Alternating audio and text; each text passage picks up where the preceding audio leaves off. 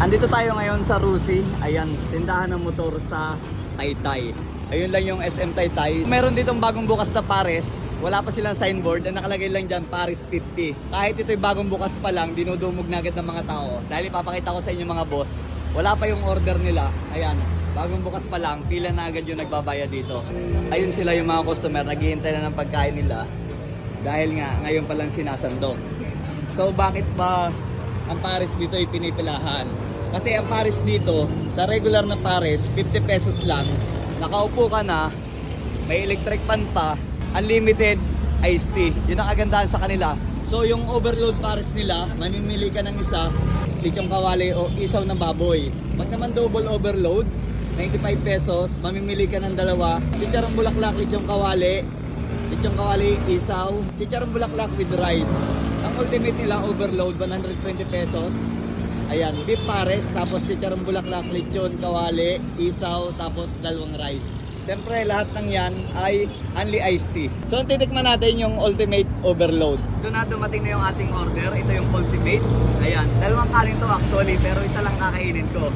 Siyempre, sa laki ng order, puno-puno yung mangkok. Ang magandahan dito, only iced tea. Chili sauce, garlic, onion leaves. Ayan, then maganda rito. Parang pansit malabon, chicharon to. Alright, lagyan natin pampalapot. Lagyan na natin ng mga toppings.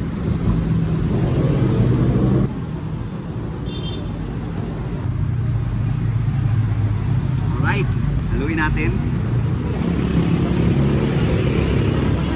And then ito yung paborito ko. Ang laman pala nito ay tumbong. Tapos chicharong bulaklak. Mga taba ng baka, and then meron dito na liempo. So hindi natin papatagalin, first bite na walang kanin. So ito yung beef nila.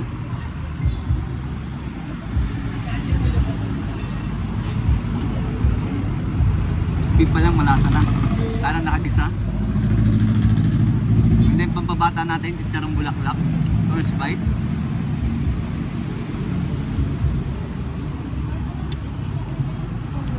Crispy, sarap.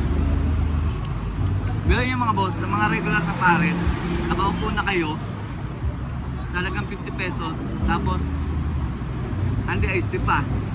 So may kanin, kaya affordable, parang eat to go ka rito eh. Dito lang yung matatagpuan sa malapit sa tindahan ng motor na Rusi, dito sa SM Taytay. Ayun yung SM Taytay sa bandang kanan.